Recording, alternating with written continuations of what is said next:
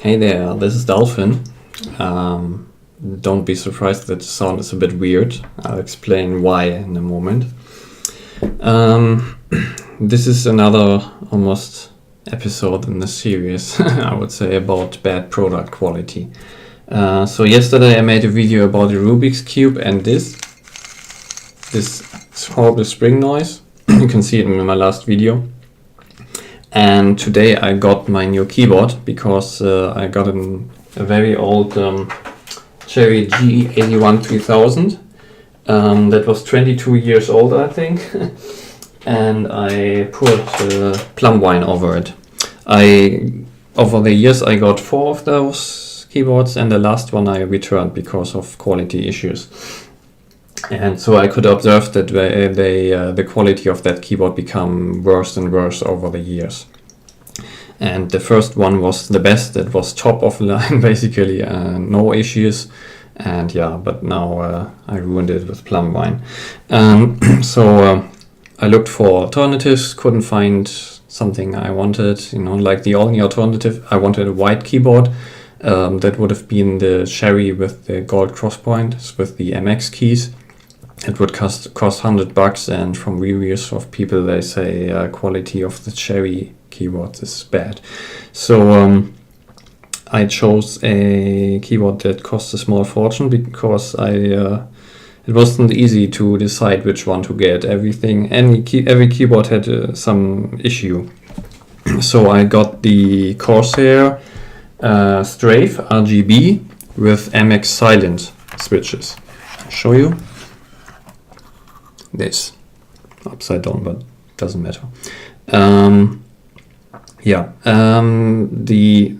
issue that bothered me here was while the keyboard includes replacement keys for QWERTY, WASD and stuff with the texture on it, the spacebar, as you might see a little bit here, the spacebar is always textured, and I don't get it, especially since it looks easily replaceable, just like the other keycaps, but they didn't include a non-textured spacebar with this keyboard.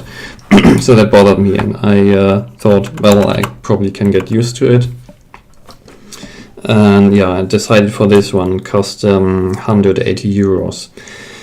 Small fortune, yeah. And I could have placed bets about this, This is, you can almost have a guarantee that the production quality will be crappy these days. So Cherry, like raw German engineering and everything, and great switches, keyboard switches. No, they still have the same issues increasingly that I've witnessed accumulating gradually. I guess it has something to do maybe with Cherry having been bought up by ZF, and when they got bought up, things really went down the drain. So I got this with silent keys, okay? So especially 30% less noise, they say, on activation. And so I'm wearing a glove, so I don't get any fingerprints on the keyboard because I have to return it.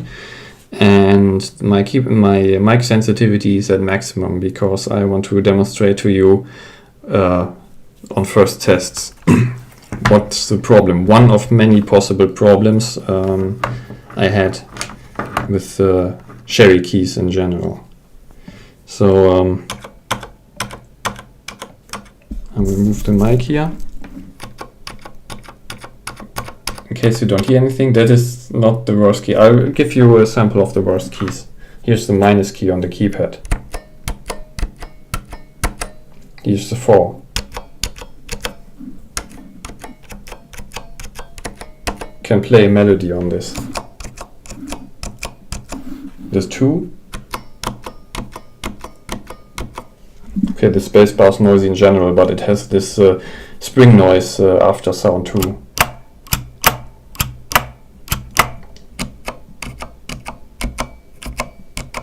That's the G, the F. I'll just go through them a bit.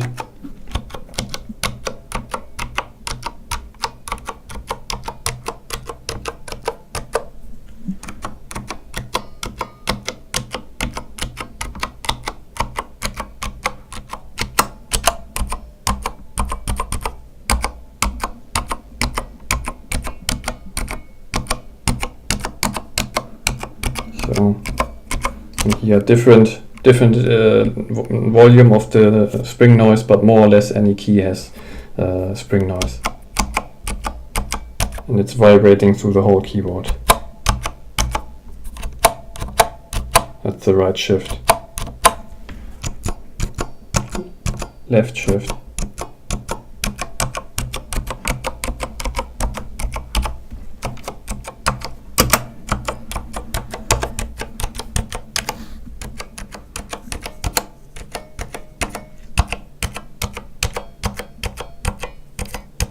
It's the 4, the 5. It's the keypad here. So, yeah, that's that. You'd have an orchestra of singing springs if you're using this.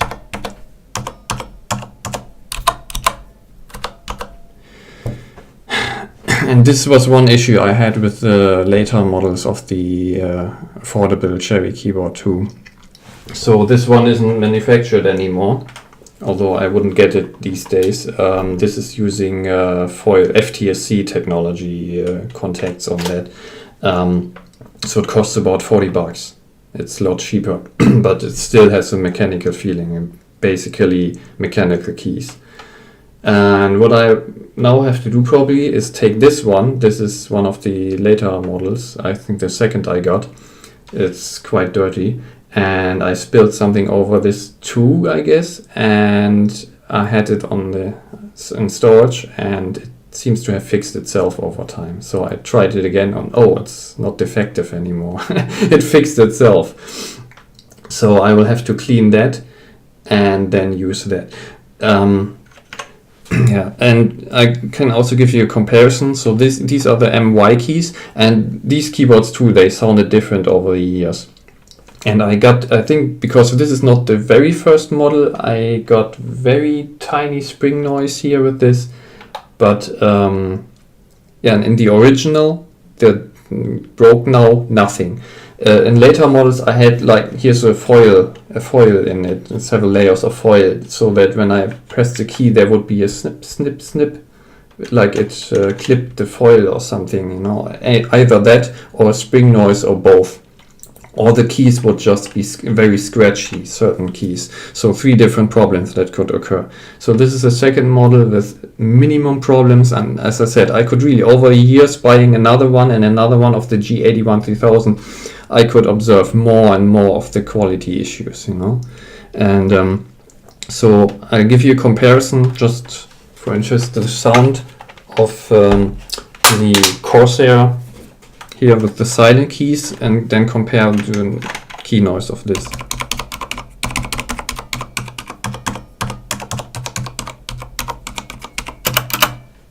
Okay. Now my old dirty one.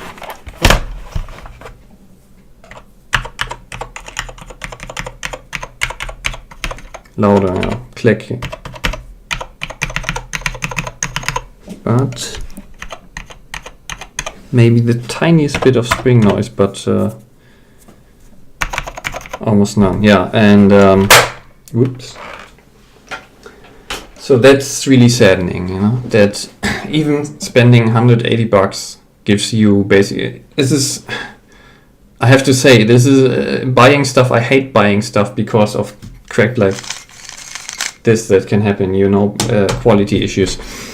So in today's economy, you have in the product range, you cannot automatically expect better quality just because the product is more expensive. You have a choice today between buying a turd with blue LED lighting, or buying a turd with blue LED lighting and temperature sensor, basically. This is the situation today. And buying such an expensive keyboard, and then Cherry, they are manufacturing key switches, and they don't take care that the springs don't make noise. What's the point of having, especially with silent keys? But if you don't have the silent, you would still hear pling plong plong, pling plong plong. What's the point of that? It's freaking annoying. You know, at least it has to be uniform sound. so that they have the audacity to manufacture switches that are sound optimized, and then they are not, because the quality is not alright. Yeah, this is really pissing me off, but I kind of knew. I gave it a 75% chance that the keyboard would have this issue. It's sad in a bit, but I almost predicted it. And yeah, it won't be everyone probably, or maybe it does. It's just, if you have 104 keys, the chance that one of them is at least one of them is having this issue becomes increasingly likely. Just like when you are buying a monitor, the likeliness that it has a pixel error is quite high, considering how many pixels there are. Yeah, so I have to return this again. I'm just happy, but it's absurd, right? I was ready to spend good money on a new keyboard, and then I have to resort to a decades-old one now that fixed itself. The old stuff is so good, really. The first one I found 22 years ago, it wasn't more expensive than today, but it has nothing. It is flawless. It doesn't even have the from the casting process, like the marks on the back of the keys here. The cast marks, the dots where it has been cut off. The original one didn't even have that. So the keyboard I got for 22 years ago for $40 or something, same value and same price as today. That makes a better quality impression than many keyboards today, including this one.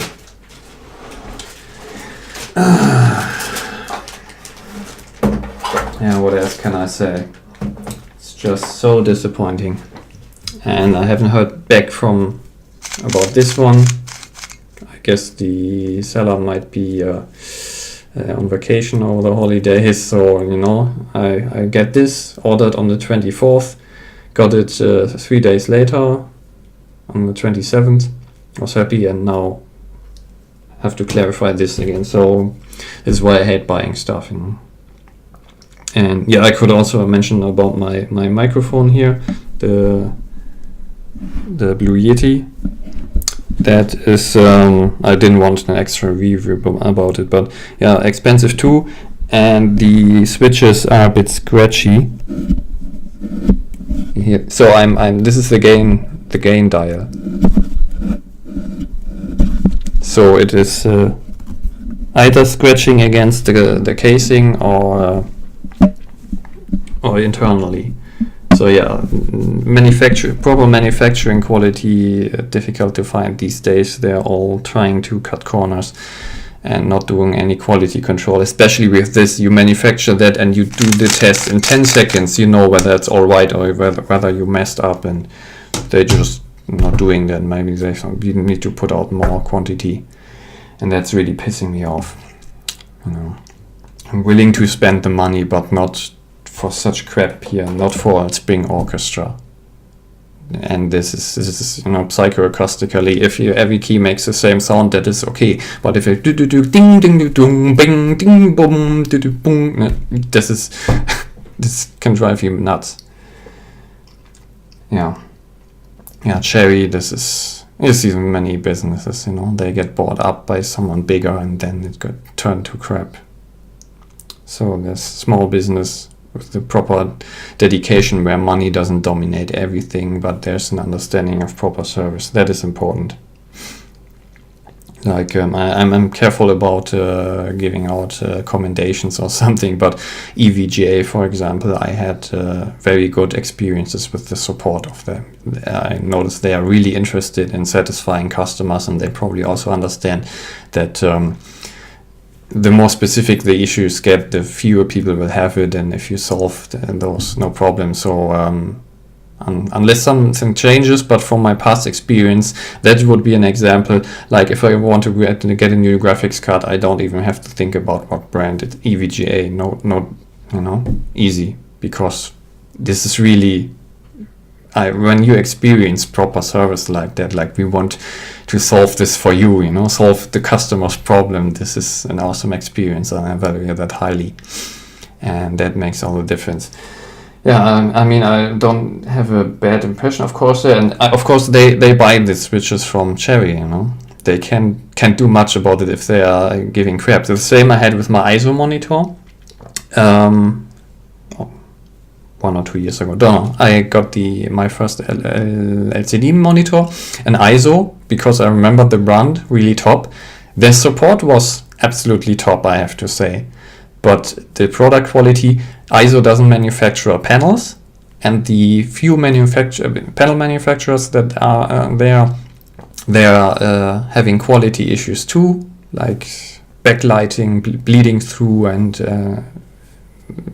power supply singing, and all kinds of issues together. And at one point I had 5 ISO monitors standing in here because they are all flawed, and eventually I sent 4 back and kept the one with the pixel error because that was the only one who didn't have glaring issues. And yeah, I talked to ISO and they said to, you know, panel manufacturers, they are giving them the quality, they are just utilizing the panels in their displays. Yeah, so this is a sad state, and especially with monitors, that is another thing I would warn you about. Difficult to get one that is not flawed. And that is really frustrating. Like when I got this with spring noises, I thought, tomorrow I get a keyboard and there are springs in there too, and I know that pretty sure what I can expect in here.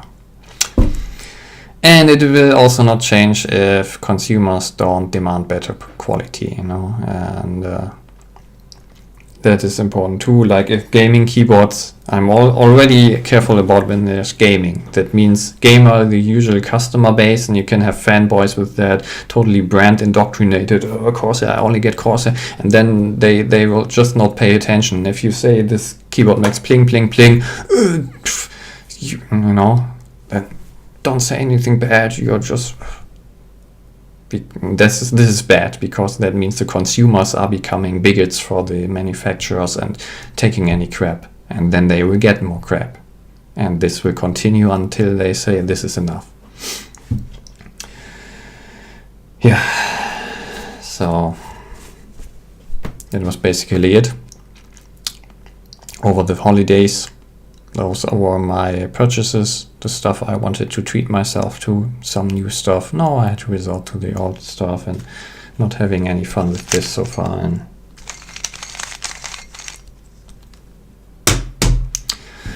yeah, about the Rubik's Cube, I'll keep you updated, I guess, what happens there, but it's just not much fun lately here. So yeah, if you like this, if you find this valuable information, because I have to add, again, you can watch a review and you have to learn to detect whether a reviewer is focusing on the money, doing business, selecting, never saying anything negative, you know, like when you might find videos where they're testing exactly this keyboard. You have to ask them, did he buy it himself? Or did he get it provided? As if a reviewer gets a product sample for free for review, you can it's guaranteed that they will get a golden sample manual selected one that is flawless.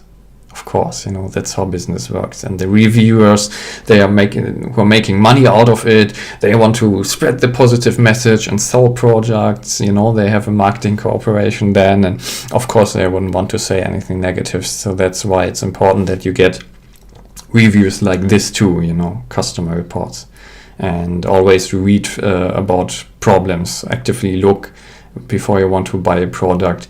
Look on the internet what kind of problems are occurring, issues, use the search issues like, you know, Corsair Strafe issues, noise problems, search for that stuff and look what's happening there. Because my webcam, Logitech, their driver is appalling, and they have some appalling crashes never fixed. They just don't care.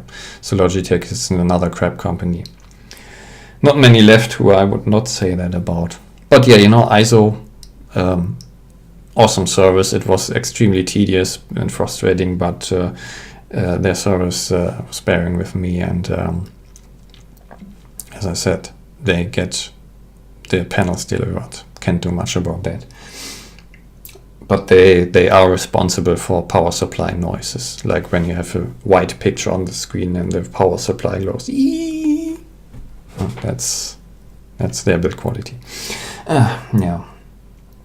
Okay, yeah, that's that. So if this information has been insightful and valuable to you, then give us a like and maybe share it. And that helps me to get the message across, so that you get some unbiased review too about products and know what can happen, you know.